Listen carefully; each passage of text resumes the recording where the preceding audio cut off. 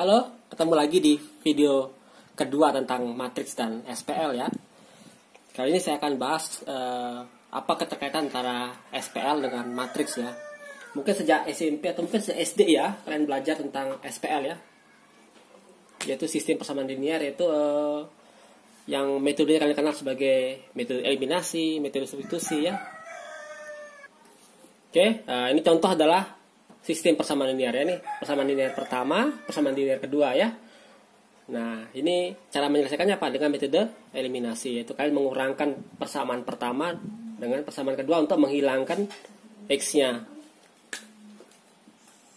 Jadi kalau dikurangkan, x kurang x 0 kan, tinggal 2y kurang y adalah y, itu y sama dengan 1 ya. Jadi kita dapat nilai satu persamaan adalah y, dan dari si y ini kita bisa substitusikan ke salah satu persamaan ini. Boleh mana aja ya untuk mendapatkan x ya. Jadi kita pakai persamaan kedua misalnya. Jadi x tambah 1, y-nya kan 1 ya. Sama dengan 1. Akibatnya x sama dengan 0. Oke. Ya mungkin kalian bertanya-tanya ya, di mana matriksnya ya. Oke, akan saya tunjukkan sebentar lagi. Nah, sistem persamaan linearnya bisa kita tuliskan dalam bentuk perkalian matriks. Ya. Jadi di sini adalah 1, 2, 1, 1 dikalikan x, y sama dengan 2, 1. Kita lihat kan perkalian matriks itu adalah baris dikali kolom ya. Jadi kalau ini kali ini artinya 1x tambah 2y dan sama dengan 2. Dan kalau yang ini adalah x tambah y sama dengan 1 ya. Jadi dari sinilah muncul matriks gitu. Ya. Dan daripada kita untuk persamaan yang banyak variabelnya, tidak cuma x, y, z ya, tapi mungkin lebih dari itu ya. Ternyata menyelesaikan sistem persamaan linear ini lebih mudah menggunakan matriks. Nah, dari situlah muncul istilah matriksnya dari sistem persamaan linear ini. Nah, kita lihat teknik dasarnya ya ini secara umum ya. Ini kita rubah dalam bentuk namanya matriks ya, matriks gandeng atau matriks lengkap ya.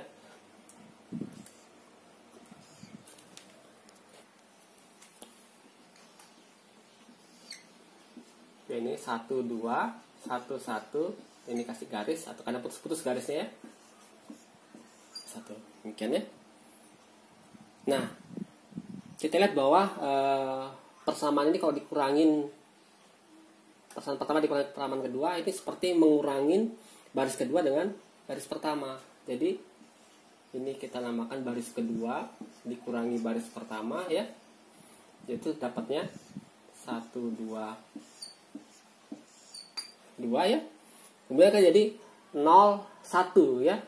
Persamaan ketiga yang kita dapat ini adalah 0x tambah 1y. Sini adalah 0 kali 1 ya. Ini sama dengan 1.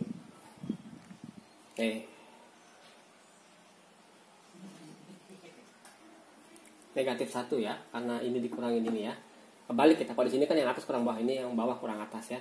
Jadi harusnya negatif 1. Negatif 1 kan, 1 kurang 2, 1 kurang 2, negatif 1 ya. Jadi kita dapatkan ini adalah persamaan yang banyak, jadi min y sama dengan min 1. Atau kalau kita tukar ruasnya gitu ya, jadi dapatnya y sama dengan 1 ya. Jadi sebenarnya sama dengan dikali negatif 1 ke baris kedua, yaitu sama dengan 0, 1, 1 gitu ya. Dari sini kita dapatkan y sama dengan 1 ya. Nah, tinggal dimasukkan ke sini aja. Kan x tambah, maaf tidak kelihatan ya. Jadi ini kan x tambah 2y ya. X tambah 2y sama dengan 2. Nah, y sama dengan 1 dimasukkan ke sini ya. Jadi ini 2. Jadi x-nya dapatnya 2 kurang 2 ya, 0 ya. Nah, dari sinilah kita dapatkan kaitan antara sistem persamaan linear dengan matriks ya. Nah, untuk melihat solusi dari sistem persamaan linear, kita cukup melihat matriksnya kayak gimana. Oke? Dan sebelum kita masuk ke sistem persamaan linear, kita akan bahas dulu beberapa sifat-sifat dari matriks terlebih dahulu. Nah, matriks itu adalah sebuah kotak ya, persegi ya, yang berisi sejumlah informasi ya. Nah, kalau matriks A ini kita katakan berukuran M kali N, artinya ada M kali N buah informasi ya. Nah, informasi diurutkan berdasarkan jumlah barisnya. Barisnya kan 1, 2, 3, dan seterusnya sampai baris ke M. Sementara ini kita katakan kolom. Ini kolom pertama, kolom kedua, dan seterusnya sampai kolom ke N. Jadi ini kalau matriks A ini kita katakan berukuran M kali N ya. Artinya dia mempunyai M buah baris dan N buah kolom. Nah, contohnya seperti pada video pertama, kalau kita punya matriks 2 kali 2 artinya punya 2 buah baris dan 2 buah kolom. Contoh misalkan A sama dengan 2, 0, 1, 1. Oke, jadi ini A1 satunya sama dengan 2 ya. Itu kan A1 satunya, ini A12, ini A21, ini A22. Artinya kalau kita ditanya A22 artinya nilainya pada baris kedua dan kolom kedua. Nah, misalkan kita punya 2 buah matriks ya. Kita namakan B. Di sini aja ya. B sama dengan misalnya 1, 1, 0, 3. Nah, 2 buah matriks itu kalau ukurannya sama ya, itu bisa dijumlahkan. Karena penjumlahan 2 matriks yang dijumlahkan adalah per elemennya. Jadi hasilnya kalau namanya matriks C, maka kolom pertama baris pertama kolom pertama matriks C adalah penjumlahan baris pertama kolom pertama matriks A dengan baris pertama kolom pertama matriks B ya. Gampangnya begini. Jadi A tambah B sama dengan, nah yang B harus pakai tinta biru ya. Ini adalah 1, 1, 0, 3. Maka hasilnya adalah, nah ini dijumlahkan per komponen ya. Ini 2, 1, 0, 1. Ini adalah tambah 1, tambah 1. Ya, ini 1 tambah 0 ya. Ini 1 tambah 3. Ya, dan ini sama dengan 2 tambah 1 kan 3. Ini 1, ini 1, ini 4. Oke. Jadi penjumlahan 2 buah matriks itu seperti ini. Tidak terlalu susah kan ya, tinggal dijumlahkan per komponen. Nah, jadi secara matematis atau secara umum ya, kalau kita punya 2 buah matriks A dan B masing-masing berukuran M kali N, maka penjumlahannya adalah penjumlahan masing-masing komponen ini ya. Jadi A11 tambah B11 ya. Nah, kemudian yang baris pertama kolom keduanya adalah A12 tambah B12. Oke. Dan seterusnya sampai ke baris dan kolom terakhir. Dan komponen ini dalam mata kuliah ini kita menggunakan adalah bilangan real biasa ya. Dan kita tahu bahwa kalau bilangan real biasa ini 2 buah komponen bisa ditukar ya. Jadi A11 dengan B11 bisa ditukar. Demikian juga yang lain ya. Jadi bisa ditukar ini jadi B11 tambah A11. Ya, demikian juga yang lain. Akibatnya apa? Penjumlahan 2 matriks itu bersifat komutatif ya. Jadi ini sama dengan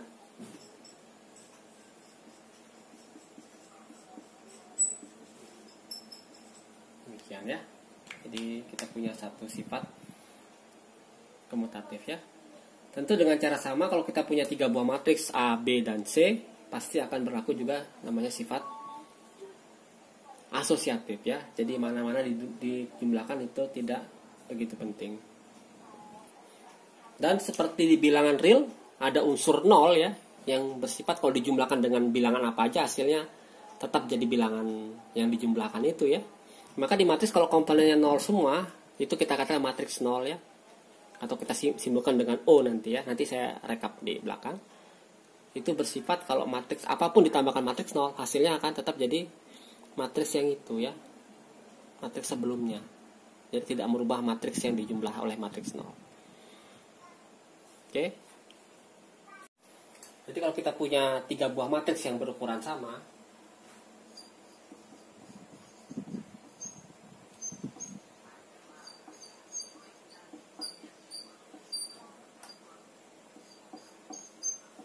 ya. Nah, ini simbol anggota ya, dan ini simbol matriks himpunan semua matriks berukuran M kali N dengan komponen bilangan real ya. Jadi kalau kita punya 3 buah matriks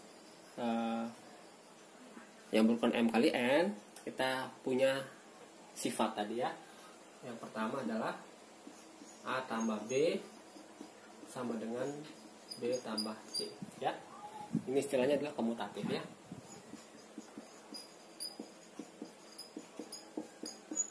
Yang kedua, kita punya sifat asosiatif ya. Jadi manapun dijumlahkan tidak penting ya. Mau B tambah C dijumlahkan akan sama hasilkan dengan A tambah B dijumlahkan dulu baru tambahkan C ya.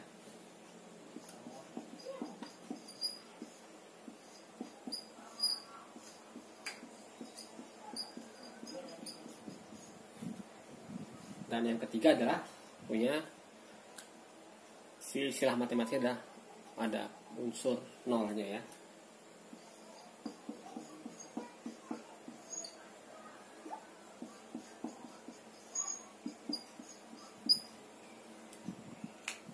Ya, jadi matriks 0 ditambah matriks A atau ditukar boleh ya. A tambah matriks 0 hasilnya pasti selalu A. Jadi matriks 0 itu kalau dijumlahkan dengan matriks apapun tidak akan merubah matriks tersebut ya. Jadi kita setidaknya punya 3 sifat dari penjumlahan matriks.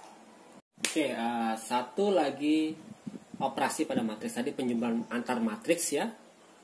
Yang syaratnya adalah ukurannya sama. Ini adalah perkalian matriks ya. Misal kita punya A matriks berukuran M kali N, kita kalikan dengan bilangan real ya, atau istilahnya skalar ya. Maka hasilnya akan menjadi, jadi kalau A-nya ukuran M kali N ya, maka kalau dikalikan skalar, hasilnya adalah skalarnya mengalihkan tiap komponen ya. Jadi sama dengan alfa A11 dan seterusnya sampai alfa A1N. Ini alfa AM1 sampai alfa AMN ya. Ya gampangnya adalah kalau kita punya contoh alfanya sama dengan misalkan 2 ya, 2 dikali 2103 misalnya matriksnya, matriks 2 kali 2 ini 2 kali 2 kan sama dengan 4, 2 kali 1 2 kali 0 0 ya, 2 kali 3 6 ya, seperti itu. Sekiranya mudah. Nah, karena dengan sifat perkalian seperti itu, kita juga punya beberapa sifat ya. Misalkan kita punya 2 buah matriks berukuran M kali N ya, dan alfa beta ini bilangan real biar skalar biasa ya. Sifat pertamanya adalah,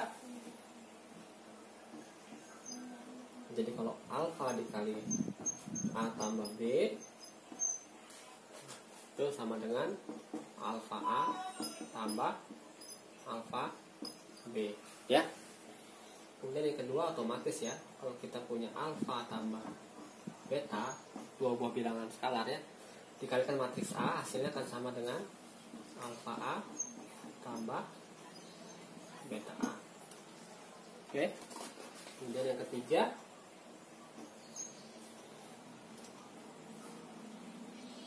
kalau kita punya satu bilangan real ya, otomatis ya 1 dikali A itu hasilnya sama dengan A itu sendiri ya. Nah yang keempat, kalau kita punya alfa dikali beta A ya, ini mirip sifat komutatif tapi bukan ya, karena alfa dan betanya skalar sementara A nya bukan skalar atau tiga elemen tidak sama semua, tidak satu jenis ya. Kalau asosiatif kan harus satu jenis semua. Ini sama dengan alfa dikali B dulu, alfa kali beta dulu, baru dikalikan A, ya. Dan sifat terakhir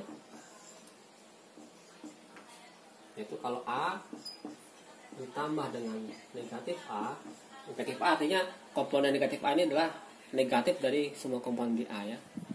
Dan ini akan sama dengan 0, ya. Dan kalau komutatif ya bisa dibalik juga, ya, sama dengan min A tambah A juga. Oke.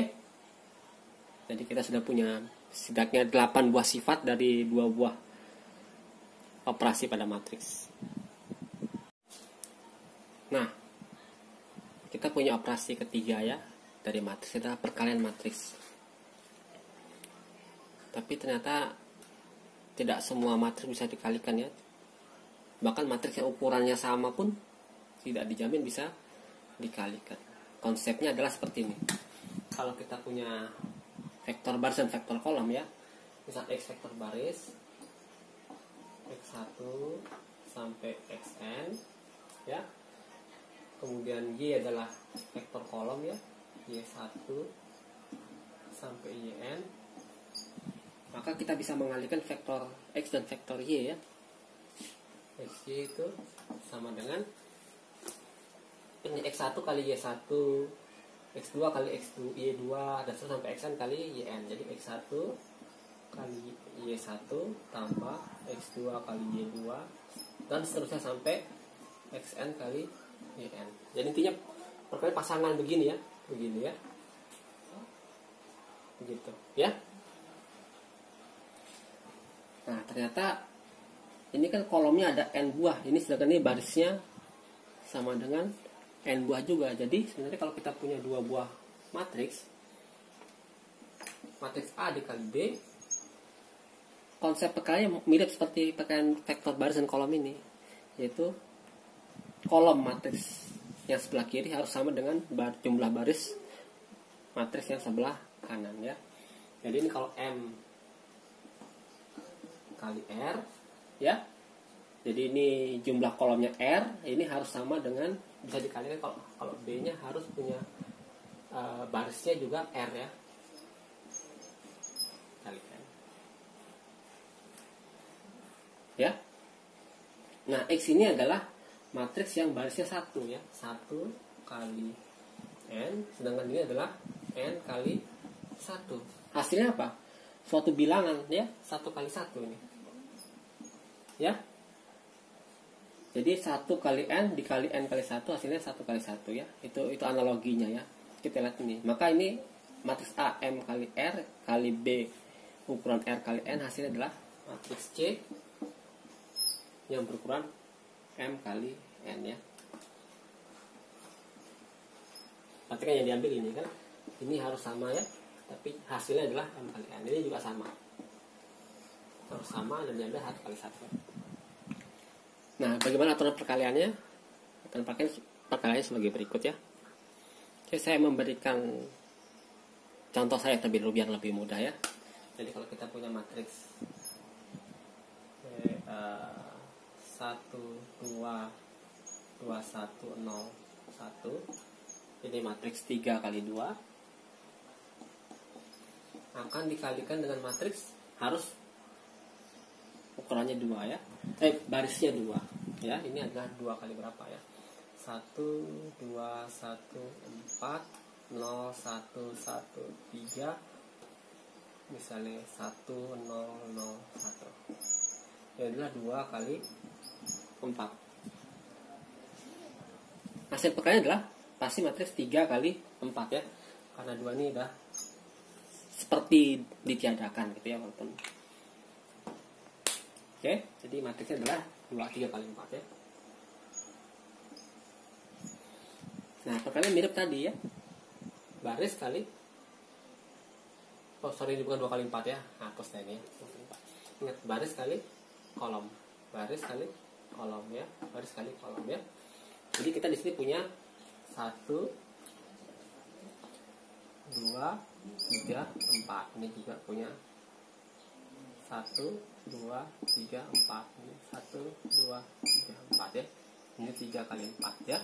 Nah, baris pertama kolom pertama, berarti baris pertama dikali kolom pertama. 12 kali 01. Ini berarti saya terus pakai spidol dulu aja ya. 1 kali 1 kali 1 ditambah 2 kali 0 ya. Oke. Kemudian selanjutnya ini komponen ke 1 2 ya, berarti baris pertama kali kolom kedua ya. Berarti 1 kali 1 tambah 1 kali 1 kali 2 ya, maaf ya. 1 kali 2 kali 2 kali 1 ya. Demikian juga ini adalah baris pertama kali kolom ketiga ya. Berarti 1 kali 1 tambah 2 kali 1. Dan yang terakhir di baris ini adalah ini kali ini ya, 1 kali 4 tambah 2 kali 3. Oke, dengan cara sama ini adalah, ini kan 21 ya, artinya baris kedua kali kolom pertama, berarti 21 dikali 10 ya. 2 kali 1 tambah 1 kali 0. Selanjutnya adalah ini ya, 2 kali 2 tambah 1 kali 1. Dan ini sudah saya selesaikan buat kalian ya. Tinggal dihitung ya. Ini 1 kali tambah 2 artinya ini hasilnya adalah 1 tetap ya. 1. Dengan ini adalah 4 tambah 4, 2 tambah 2, 4 ya. Nah, ini hasilnya ya. Saya kira tidak terlalu mudah ya. Konsepnya adalah baris kali kolom. Nah, secara umum kalau kita punya matriks A M kali R dan B R kali N, maka hasilnya adalah matriks C M kali N ya. Nah, dengan komponen dari C ini kita namakan CIJ ya. Ya. Ini adalah perkalian baris ke I dari A dikalikan kolom ke J dari B. Artinya baris ke I dari A apa aja? Berarti A I1 kali apa ya, darah tambah A I2 dan seterusnya sampai A I R ya, karena jumlah kolomnya R ya, sampai R pasti ya. Sementara B nya adalah kolom ke J. Kolom ke J berarti sini B 1J ya, ini B 2J dan seterusnya sampai B R J, karena barisnya adalah jumlahnya R ya, seperti ini ya. Jadi ini rumus umumnya seperti ini, tapi saya kira kalian lebih mudah mengerjakan dengan contoh tadi ya. Jadi kalau kalian, tapi dalam matematika emang yang penting itu adalah kalian bisa merumuskan seperti ini ya. Kalau menghitungnya mungkin tidak begitu penting ya. Nah, saya kira itu jauh lebih mudah daripada merumuskan rumusnya ini. Nah, kalau ini kita tuliskan dalam bentuk sigma, artinya sigma T dari 1 sampai R AIT tambah BTJ. Artinya untuk T1 jadi AI1 B1J, persis sama ya. Untuk yang kedua T2 jadi AI2 tambah B2J ya, sama ya, dan terus sampai R ya. Dan untuk R jadi baca AIR kali BRJ ya. Nah, mungkin perlu saya kenalkan adalah istilahnya di dalam matriks kita punya matriks yang paling populer ya, namanya matriks identitas ya. Kita simbolkan dengan I ya. Nah, matriks identitas ini adalah matriks persegi ya. Persegi artinya jumlah barisnya sama dengan jumlah kolomnya ya. Jadi anggota dari matriks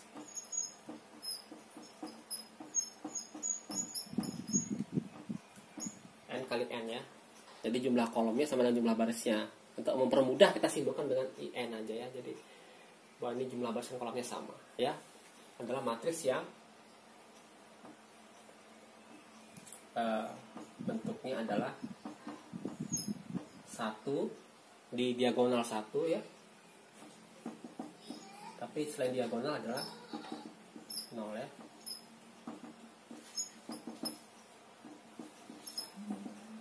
Seperti ini ya.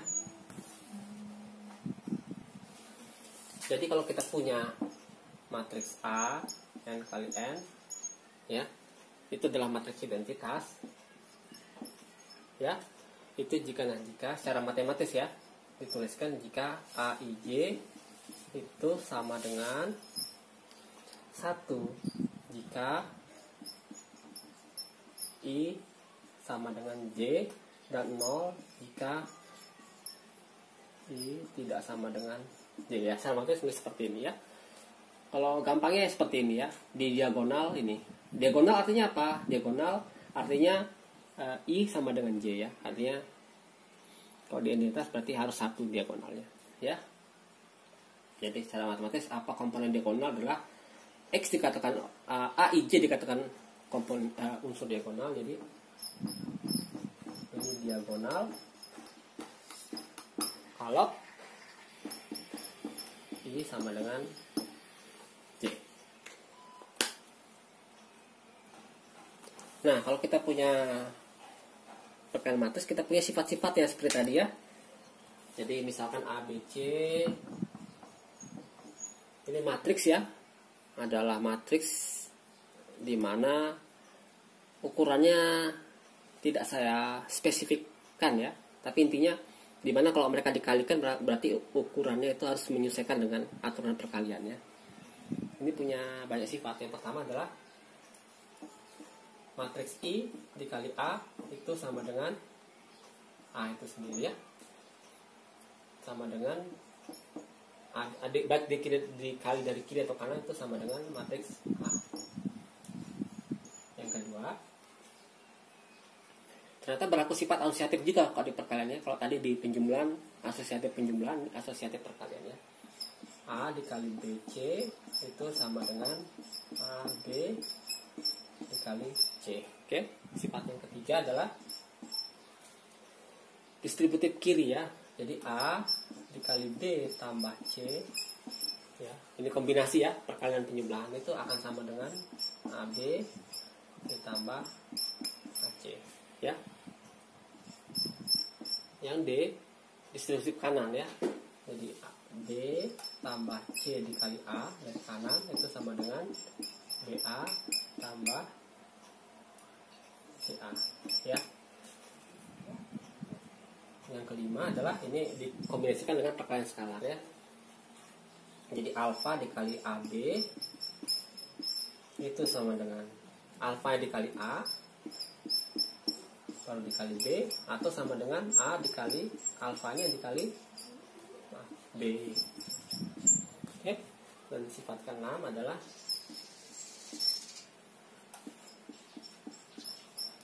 jika AB sama dengan identitas dan CA sama dengan identitas, maka mau tidak mau B-nya harus sama dengan C. Oke, catat bahwa perkalian matriks itu tidak berlaku sifat komutatif seperti penjumlahan ya. Tugas kalian adalah mencari contohnya. Oke, itu tugas pertama ya. Nah, untuk bukti dari ke-6 buah sifat ini ada di buku ya. Di buku yang saya gunakan ini kalian bisa cek di halaman 14 ya. Buktinya udah lengkap sekali ya. Bisa dicek sendiri, tidak perlu dijelaskan di video ya. Tapi kalau jika ada kalian kesulitan bisa kontak ke saya. Oke, materi terakhir dari video kali ini adalah tentang transpose dari matriks ya. Jadi kalau kita punya matriks, kita bisa istilahnya ada transposnya ya. Jadi kalau kita punya matriks A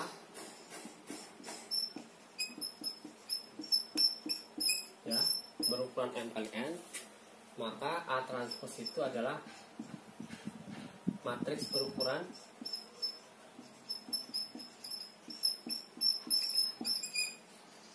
ya N kali M ya. Atau dengan kata lain bahwa kalau kita punya